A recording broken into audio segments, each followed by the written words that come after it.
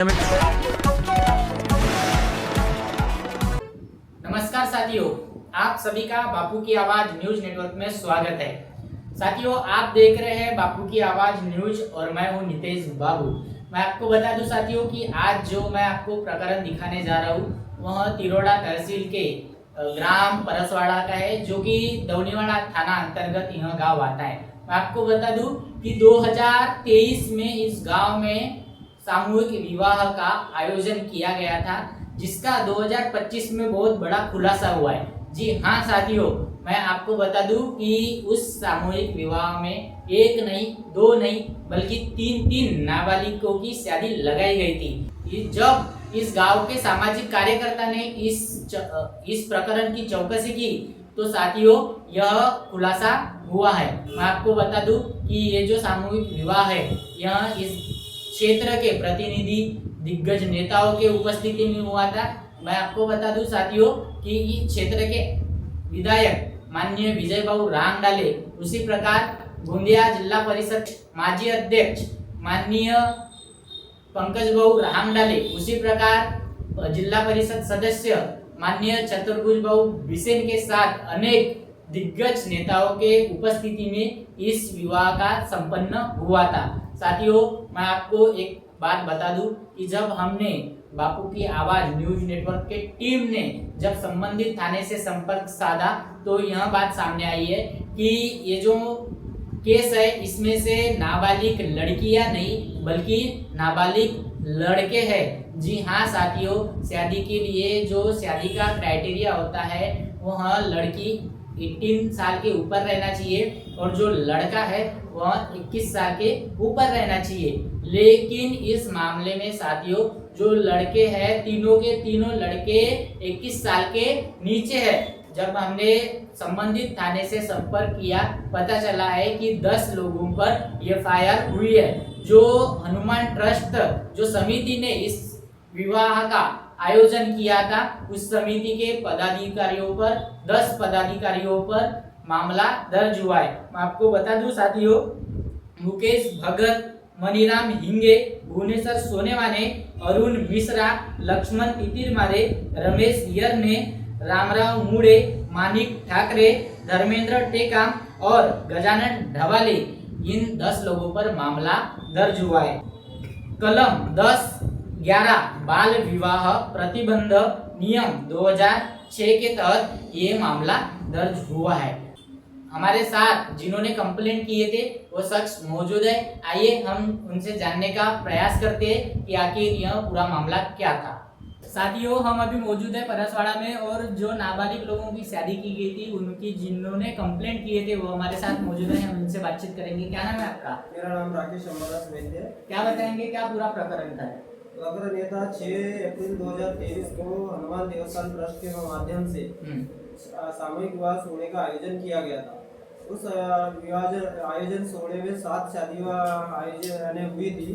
उस शादियों में से लगभग अभी 6 महीने पहले पता चला कि नाबालिग लड़कों की शादियां की गई। उनमें से 3 नाबालिग ऐसे लड़कों की शादियां, जोड़े की शादियां की गई जिनको समाज में रहने के लिए बड़ी परेशानी का सामना करना पड़ा। अच्छा। उनको लड़के पैदा हुए, उनके साथ मिसेस साथ में रह रही है लेकिन उनको आधार कार्ड नहीं है, मिसेस के साथ पति का नाम नहीं जुड़ा। अरे उनके साथ समाज में एक बहुत बड़ी खिलवाड़ की गई। अच्छा। उसके बाद वो उनमें से एक जिनका नाबालिग जोड़े का शादी हुई थी वो मेरे तरफ आया, बोले मेरे साथ ऐसा ऐसा इन्होंने किया है, ट्रस्ट के माध्यम से मेरे को प्रमाण पत्र मिलेगा, आपको 40 सरकार की तरफ से 20,000 का अनुदान मिलेगा, आपको अलमारी मिलेगी, पलंग मिलेगी, ये प्रलोभन दिया गया। लेकिन उनको दिया गया कुछ भी नहीं, ना शासन की तरफ से अनुदान मिला, ना प्रमाण पत्र मिला।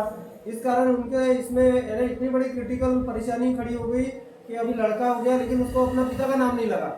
मिसेस है लेकिन उसको पति का नाम नहीं है। क्या हो गया कि उनका प्रमाण पत्र शादी का नहीं मिलने से ग्राम पंचायत में उनकी नोंदणी नहीं हुई कि शादी हुई करके।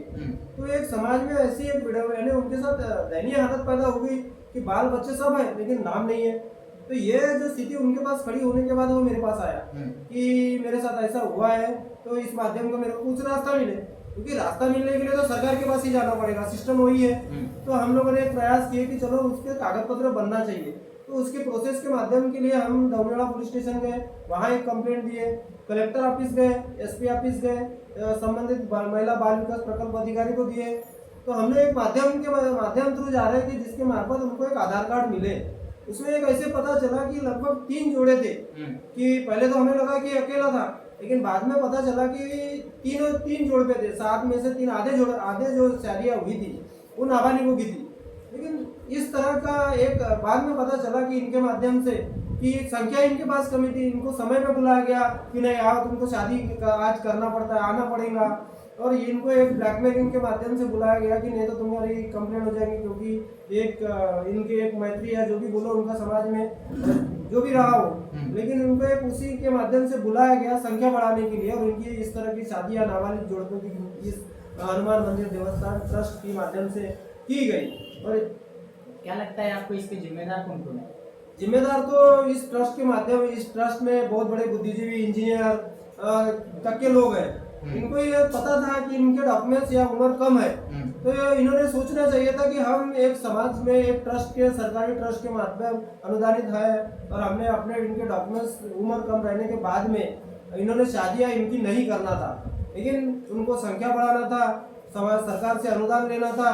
और इनकी तरफ से भी जो 8-8 हज़ार रुपये इनकी तरफ से लिया जाता है और प्रति व्यक्ति की तरफ से, यानी जो समय वहाँ शादियों में सम्मानित होती है लड़की की तरफ से और लड़के की तरफ से, इसलिए इन्होंने संख्या दिखाने के लिए और पैसे कलेक्शन करने के लिए शादियाँ की और एक समाज में एक बहुत बड़ा मैसेज दिए कि सरकार बोलती है बाल विवाह नहीं होना चाहिए, और इन्होंने सरकार के ट्रस्ट के माध्यम से ही बाल विवाह किए हैं। ये एक समाज के लिए बहुत बड़ी शोकांतिका और समाज को सोचने की बात है कि किस तरह के। और इनमें से तो एक ऐसा है कि ग्राम पंचायत पदाधिकारी है जिसको ये बंधन है कि सरकार को तो बताना चाहिए था कि बाल विवाह हो रहा है, उसको रोकने के अधिकारी है। अच्छा, ये जो गांव लेवल के बाल विवाह प्रतिबंधक अधिकारी जो होते हैं, गांव लेवल के ग्राम सेवक होते हैं, तो उस टाइम ग्राम सेवक कौन है? उस समय संजय मुड़े थे, वो उस कार्यक्रम में अटेंड थे। उन्होंने भी इस कार्यक्रम को आयोजित करने में पूरी तरह सहभाग दिए। मेरे नज़र में से तो ग्राम सेवक और जो ट्रस्ट के उपाध्यक्ष है उनके ऊपर कार्रवाई होना चाहिए, इनको निलंबित करना चाहिए, क्योंकि इनको ये पूरी प्रक्रिया पता थी, उनकी उम्र के डॉक्यूमेंट्स इनके पास थे। इन्होंने एक भव्य आयोजन करने के लिए, समाज में दिखाने के लिए और लोगों को दिखाने के लिए नाबालिग लोगों के जोड़ पे इनके सहयोग से ही समाज में आयोजित किए गए। अच्छा, वो शादी में इस क्षेत्र के किसी प्रतिनिधि या जो कोई यहाँ के प्रतिनिधि है उनकी उपस्थिति थी क्या? इस क्षेत्र के पंचायत समिति सदस्य थे, दोनों जिला परिषद सदस्य थे, इस क्षेत्र के आमदार इस कार्यक्रम में उपस्थित थे, इनके जिला परिषद अध्यक्ष इस कार्यक्रम में सम्मिलित थे। नाम बताइए ना। इस क्षेत्र के जिला आमदार है अपना विजय भाऊ रांगडाले, उसी तरह चतुर्भुजी बिसेन जिला परिषद सदस्य थे, उपराजी जमेवार पंचायत समिति सदस्य थे, उसी तरह पंकज जी रांगडाले जिला परिषद अध्यक्ष ये भी थे इस शादी समारोह में। उसी तरह हर गांव के सरपंच लोग थे, जैसे खरलान जी के सचिन कड़ो था, जैसे चंदोरी से हल्के अपना सरपंच बाई थी अमूल्य बाई, उसी तरह गोनवाड़ी से शरणागत बाई थी। यानी समाज के आजू बाजू क्षेत्र के सभी लोग इस कार्यक्रम में सामूहिक विवाह सोड़े में सम्मिलित थे, और उन्हीं के उपस्थिति में यह विवाह सोड़ा संपन्न हुआ।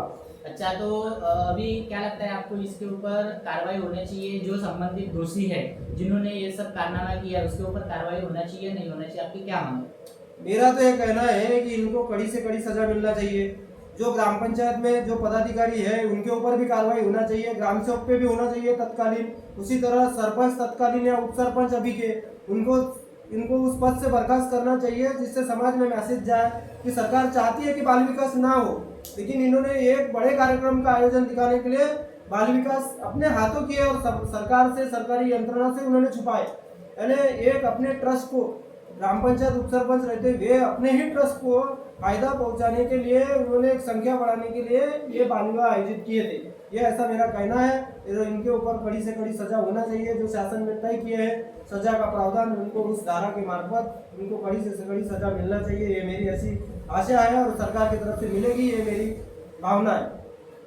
साथियों, यहाँ के समाज सेवक इन्होंने कंप्लेंट की है, हमने इनसे बातचीत की है। साथियों, आपने देखा इन्होंने बताया है कि इस सामूहिक विवाह में जो है यहाँ के प्रतिनिधि मौजूद थे, यहाँ के ग्राम सेवक मौजूद थे। साथियों मैं आपको बता दूं कि जो बाल विवाह प्रतिबंधक अधिकारी होते हैं वो ग्राम सेवक होते हैं, और जिस गांव में यह कार्यक्रम हुआ वहाँ के जो सरपंच होते हैं इसके ऊपर देखरेख करते हैं। लेकिन साथियों इन लोगों ने इतना बड़ा स्कैंडल किया है, इनकी मौजूदगी में ही ये सब बाल विवाह संपन्न हुआ है। अब देखना यह बाकी होगा कि इनके ऊपर क्या कार्रवाई होती है और क्या कार्रवाई नहीं होती। साथियों यह सबसे बड़ा स्कैंडल है। मैं बता दूं आपको कि एक नहीं दो नहीं बल्कि तीन इन्होंने नाबालिग शादी की है। मैं इसमें आपको एक चीज बता दूं कि ये जो केस है इसमें लड़कियां अंडर 18 नहीं है। साथियों जो शादी करने का क्राइटेरिया होता है लड़की 18 साल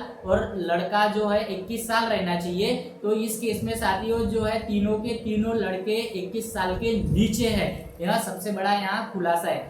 साथियों गोंदिया पुलिस अधीक्षक का इस संबंध में क्या कहना है, आइए जानने का प्रयास करते हैं। त्यामध्ये प्रकरण ॲक्च्युली जुने आहेत। 3 वर्षापूर्वी तिथे सामूहिक विवाह सोहळा झाला होता आणि त्यानंतर आपल्याला त्यामध्ये तक्रार प्राप्त झाली होती की त्यावेळेस जो सामूहिक विवाह सोहळा झाला होता त्याच्यामध्ये काही अल्पवयीन मुलामुलींचे त्यामध्ये लग्न लावले गेले होते। तर त्याच्यामध्ये PI दवनीवाडांनी मग त्याच्यामध्ये प्राथमिक चौकशी करून ते व्हेरीफाय करून आणि त्याच्यामध्ये बालविवाह झाल्याचं निष्पन्न झाल्यानंतर त्यामध्ये आपण गुन्हा दाखल करण्यात आलेला आहे। त्याचप्रमाणे दामिनी पथक यांनीसुद्धा तिरोडा येथे अशाच प्रकारची घटना उघडकीस आणलेली आहे। तर गोंदिया पोलीस दलातील दामिनी पथक, ASTU पथक आणि पोलीस स्टेशन्स यांच्या स्तरावर सातत्याने याच्यामध्ये जनसंवाद आणि जनजागृती केली जात आहे। त्याचेच फलित म्हणून आपल्याला आता मोठ्या प्रमाणावर याच्या बालविवाहाच्या तक्रारी प्राप्त होत आहेत आणि जरी जुन्या तक्रारी असतील तरीसुद्धा आपण त्यामध्ये ती चौकशी करून जर अल्पवयीन विवाह झाला असेल त्यात आपण गुन्हे दाखल करत आहोत। त्या सामूहिक विवाहामध्ये 3 बालविवाह त्यावेळेस झाले होते अशी माहिती त्यामध्ये निष्पन्न झालेली आहे। नागरिकांना तेच आवाहन करू की आमच्यामार्फत आम्ही कंटिन्यू त्याच्यामध्ये पब्लिक कॉन्टॅक्ट करत आहोत, परंतु त्यांच्यासुद्धा आसपास अशी काही घटना त्यांना दिसली, लोकल पोलीस स्टेशन असेल, डायल 112 असेल किंवा आपली गोंदिया पोलीस वेबसाईट असेल, कुठंतरी आपण माहिती दिली तर इमिजिएटली रिस्पॉन्स होऊन आपल्याला अशा घटना थांबवता येतील त्याच्यामध्ये।